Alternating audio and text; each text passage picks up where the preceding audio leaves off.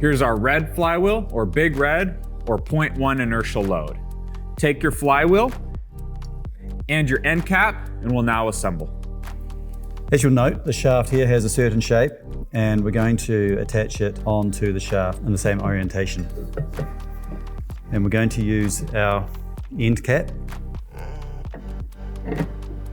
slide it on, and screw it the rest of the way.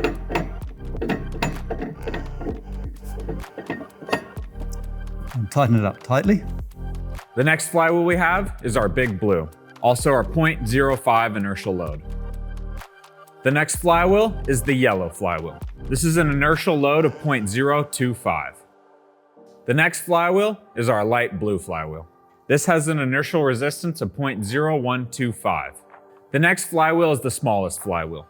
This has an inertial resistance of 0.00625.